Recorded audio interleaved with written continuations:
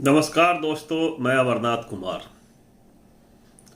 Ukraine का future क्या है, कभी सोचा आपने? और ऐसा क्यों हाल हुआ? एक ऐसा कंट्री जो पूरे एशियन देशों के लोगों को अपने यहाँ जगह दे रखा था, लोग पढ़ने के लिए जाते थे, सारे एशियन कंट्री के लोग वर्ल्ड के कोने कोने से आते थे। 30 सालों से इतनी अच्छी यूनिवर्सिटी, सब कुछ बनाया, इतना फ्रेंडली नेशन था, आज बर्बाद हो गया। वह किसी चीज को नहीं छोड़ा है। पुतिन ने कल खुद ही बोला कि हमने सारे सैन्य ठिकानों को नष्ट कर दिया, हम कुछ वहाँ किसी चीज को नहीं छोड़े। लेकिन सिविलियंस भी काफी मारे गए हैं और सिविल स्ट्रक्चर को भी डैमेज हुआ है,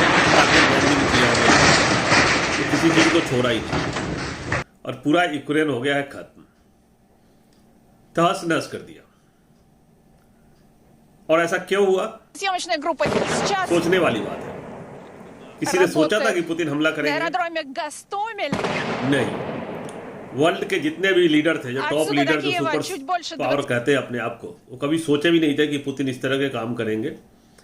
और यूक्रेन के राष्ट्रपति को भी पता था कि ये नहीं होगा, क्योंकि मेरे पास बैकअप है अमेरिका का, फ्रांस का, जर्मनी का, इंग्लैंड का और पूरा नाटो का।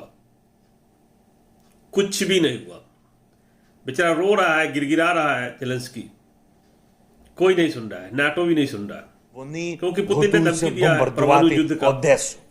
और इस डर से लोग Росіяни завжди приїжджали в Одесу, завжди відчували в Одесі тільки тепло, тільки щирість.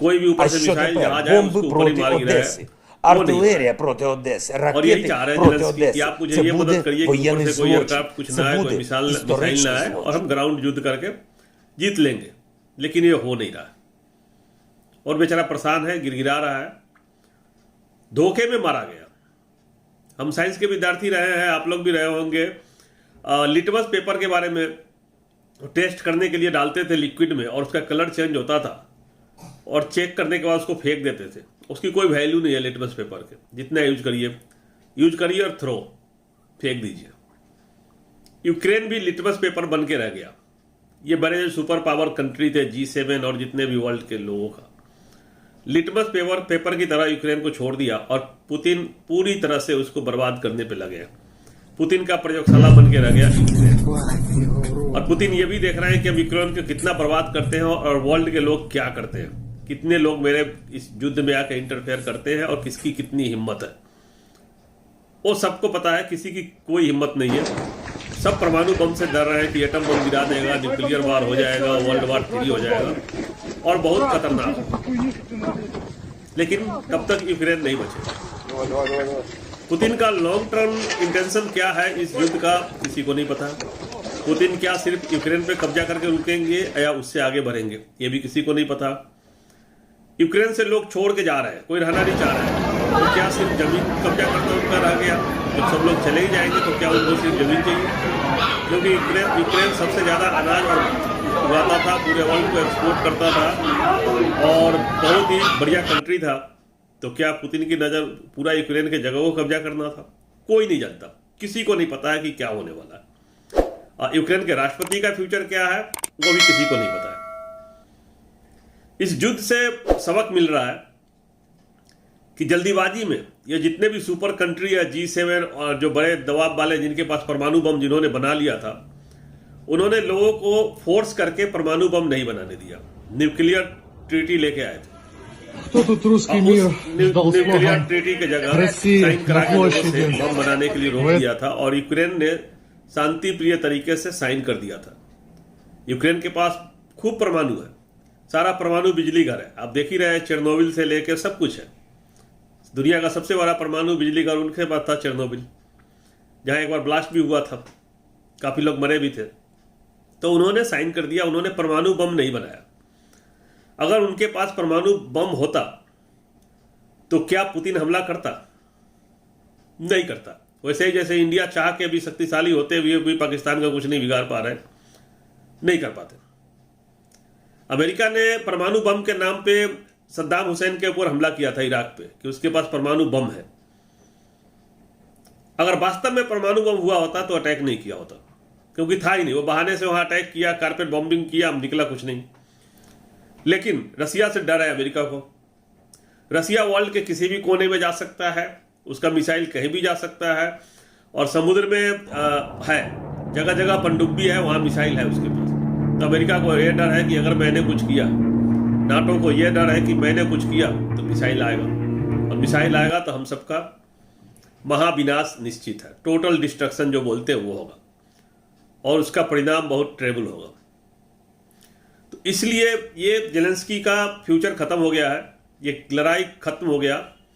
ये लगता है कि यूक्रेन हार गया, समय से पहले हार गया, कुछ भी नहीं हुआ। ये देश खत्म हो जाएगा, पुतिन के कब्जे में चला जाएगा। ये पूरा देश यूक्रेन अब पुतिन के रहमो करम पे है, जो मैं देख रहा हूं। मैं स्टडी कर रहा हूं उतने दिन से, उस पर नजर बनाए हुए, युद्ध पे रात दिन उसके एक एक एक्टिविटी पे नजर बना के रखा है। तो ये पूरा यूक्रेन ही अब पुतिन के रहमो करम पे है। इजराइल के प्रधानमंत्री भी जाके वहां बात किया पुतिन से, उसके बाद जेलेंस्की से बात किया, लेकिन कुछ भी पॉजिटिव आउटकम नहीं आया। तो कोई किसी भी देश से कोई भी मध्यस्थता नहीं हो पा रहा है। चीन भी पुतिन के साथ कुछ बात कर रहे हैं, लेकिन कोई रिजल्ट नहीं निकल रहा है, क्योंकि बिजनेस चौपट हो जाएगा सबका। तो कोई चाहता नहीं है। इस युद्ध को टाला जा सकता था अगर यूक्रेन के राष्ट्रपति को पता होता कि मुझे कोई बैकअप नहीं मिलेगा। जब बॉम्बिंग शुरू होगा, जब हमला करेगा पुतिन, तो कोई मदद नहीं मिलेगा नाटो से, अमेरिकन कंट्री से, चाहे वर्ल्ड के किसी भी कोने से। तो वो चुपचाप बातचीत करके जो भी होता, अगर तुम्हें कौन सा इलाका चाहिए भाई ले लो, इस झगड़ा को रोक दो, तो रोका जा सकता था। लेकिन नहीं हुआ और देश बर्बाद हो गया। गलतफहमी का शिकार हो गया बेचारा जेलेंस्की, किसी ने हेल्प नहीं किया। मजबूरी यही है कि न्यूक्लियर वार हो जाएगा। तो लोगों ने मेम्स बनाए हैं, कई लोगों ने, किसी का कहना है कि भाई आपने उसके ऊपर हमला क्यों किया था, इराक के ऊपर। अमेरिका से पूछा तो अमेरिका कहता है कि क्योंकि उसके पास न्यूक्लियर वीपन था। तो फिर रसिया के पास जब हमला कर रहा था आप रोक क्यों नहीं रहे हो, तो कहता है क्योंकि उसके पास न्यूक्लियर वीपन है। मतलब कमजोर कंट्री है तो उसको हम दबा देंगे, मजबूत कंट्री को हम नहीं दबा पाएंगे। और नागरिक भाग रहे हैं, पलायन कर रहे हैं, और बहुत बुरे हाल में है। चारों तरफ नर कंकाल बिखरे पड़े हुए हैं। वीडियो यहाँ डालना लिमिटेशन से यूट्यूब के मैं नहीं डाल सकता, लेकिन आप ट्विटर पे जाके सर्च कीजिए तो आपको मिल जाएगा। बहुत बुरा हाल है। एक अच्छा कंट्री खत्म हो गया। कैसे रुकेगा पता नहीं, गॉड इस युद्ध को कैसे रोकेंगे पता नहीं। बहुत दुखद है। इस वीडियो को ज़्यादा से ज़्यादा लोगों को शेयर करें, चैनल सब्सक्राइब करें, बेल आइकन को प्रेस करके रखें, जिससे आने वाले वीडियो का अपडेट मिलता रहे। जय हिंद, जय भारत।